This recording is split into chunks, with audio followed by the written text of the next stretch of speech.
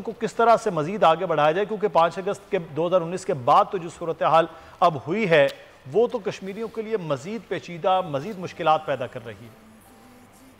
अस्सलाम वालेकुम। पहले तो मैं आपको, आपकी तमाम बिहाइंड द कैमरा टीम को और आपकी ऑडियंस को सलाम अर्ज करता हूँ। जी good to be on your show.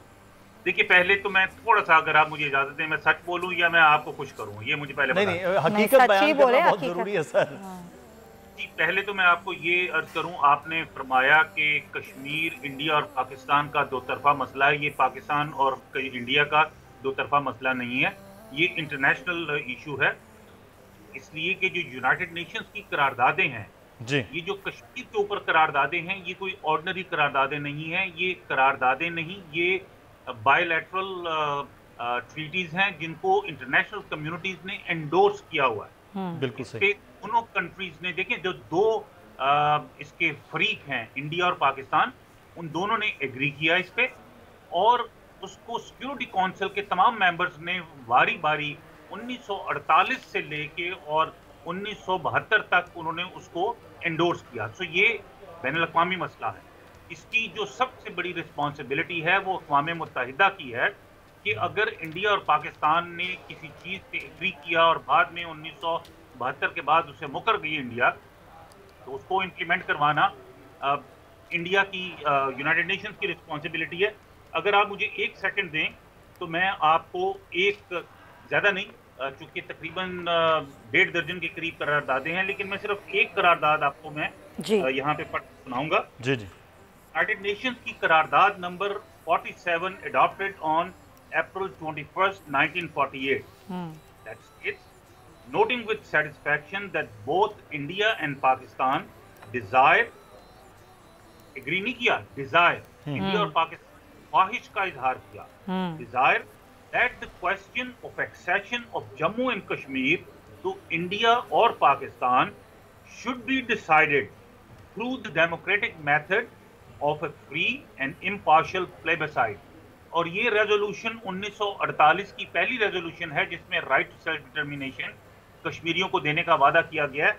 इसको सिक्योरिटी काउंसिल में 7-0 से इसको अडॉप्ट किया गया। तो अब देखिए, ये इसको सिक्योरिटी काउंसिल के 5 परमानेंट मेंबर्स और 2 इलेक्टेड मेंबर्स ने इसको एंडोर्स किया।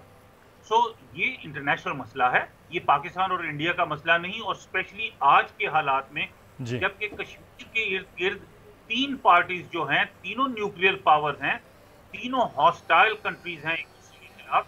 सो ये मसला it's more of A international communities मसला और यूनाइटेड नेशंस का मसला है, पाकिस्तान और इंडिया का नहीं है। चाइना, इंडिया और पाकिस्तान तीनों पार्टीज हैं और तीनों कश्मीर के बारे में बहुत सेंसिटिव और हॉस्टाइल हैं। सो मैं समझता हूं कि ये बहुत ही डेलिकेट और सेंसिटिव इशू है जिसके ऊपर यूनाइटेड नेशंस ने अभी तक प्रॉपरली इम्प्लीमेंट कोई प्लान नहीं किया, बल्कि प्लान दिया भी नहीं। और उसमें मैं ये भी आपको बताता चलूं आपके ऑडियंस की नॉलेज के लिए, उसमें पाकिस्तान का भी पिछले 72 साल से काफी उसमें नेग्लिजेंस रहा है। ये हम तफसील, क्योंकि बात अभी चलती है तो आपको मैं यूं भी बताऊंगा कि पाकिस्तान की नेग्लिजेंस क्या है।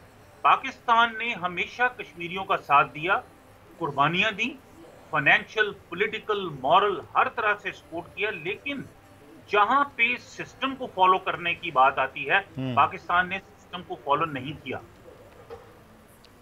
तो क्या वजह थी मलिक साहब के जो जहां लीगल, जिसे हम लीगल सपोर्ट कहते हैं, जो लीगल फोरम्स हैं, उन पर उस तरह से साथ नहीं होना है कि क्या वजूहात थी कि पाकिस्तान की ये नेग्लिजेंस की वजूहात और नेग्लिजेंस हैं क्या?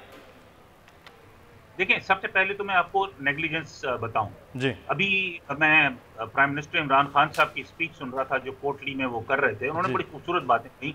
उन्होंने कहा कि पाकिस्तान कश्मीरियों को राइट टू सेल्फ डिटर्मिनेशन को फुली सपोर्ट करेगा और चाहे वो पाकिस्तान के साथ आना चाहें या इंडिपेंडेंट आना चाहें, जो कि कश्मीर की करारदादों का हिस्सा नहीं है। इंडिपेंडेंट कश्मीर की ऑप्शन नहीं है, 2 ऑप्शन है सिर्फ, तीसरी नहीं है।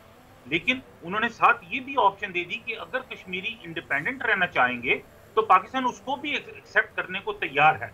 ये बहुत बड़ी बात है। मैं समझता हूं कि this is very very big shift in Pakistan policy. और वो भी पब्लिकली कोटली में आजाद कश्मीर में खड़े होकर किसी प्राइम मिनिस्टर का ये कह देना कि अगर आप इंडिपेंडेंट कश्मीर चाहेंगे हम वो भी सपोर्ट करेंगे। देखिए, मैं अब आपको सबसे पहले बताऊं कि पाकिस्तान की नेग्लिजेंस कहां है, और ये बहुत बड़ी नेग्लिजेंस है। प्राइम मिनिस्टर इमरान खान साहब ने आज की तकरीर में एक और बड़ी खूबसूरत बात की, जिसपे मेरी उनसे 1-on-1 28 सितंबर 2019 को न्यूयॉर्क में 1-on-1 मुलाकात में ये डिस्कशन हुई। ईस्ट तिमोर एक छोटा सा जजीरा है इंडोनेशिया का, जिसपे प्राइम मिनिस्टर साहब ने जिक्र किया। मैंने उनको बताया कि जी ईस्ट तिमोर को 10 साल के अंदर रेजोल्यूशन पास होने के 10 साल के अंदर उनको आजादी दे दी गई।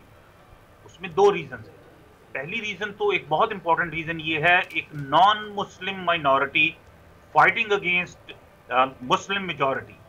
आजादी वो इंडोनेशिया से ले रहे थे, तो वो थोड़ा सा मुसलमानों के खिलाफ एक नॉन मुस्लिम माइनॉरिटी को सपोर्ट करना, ये सारी दुनिया का एक पैशन है, इट्स अंडरस्टैंडेबल। लेकिन जो टेक्निकली जो सबसे बड़ी रीजन है वो ये है कि ईस्ट तिमोर ने उस रेजोल्यूशन को न सिर्फ अडॉप्ट करवाया, उस रेजोल्यूशन के साथ यूनाइटेड नेशंस के तमाम सिस्टम्स को फॉलो किया, प्रोटोकॉल्स को, रिक्वायर्ड प्रोटोकॉल्स को फॉलो किया। पाकिस्तान ने आज तक, और ये मैं आपके टीवी चैनल के थ्रू मैं चैलेंज कर रहा हूं आपकी पार्लियामेंट को, आपके वजीर खारजा को, और आपके प्राइम मिनिस्टर को, आपके इंटेलिजेंसिया को, आपके एकेडमिशियन को, सबको मैं ये चैलेंज कर रहा हूं कि पाकिस्तान ने 1948 की इस करारदाद के बाद अभी तक, करारदाद नंबर 47 जिसमें राइट टू सेल्फ डिटर्मिनेशन का फर्स्ट टाइम जिक्र हुआ, उसके बाद अब तक उस करारदाद का जो सेकंड स्टेप है वो नहीं किया। तो मलिक साहब यहाँ कमी कहाँ महसूस करते हैं आप? सब्सक्राइब करें और बेल दबाएं ताकि कोई खबर रह न जाए।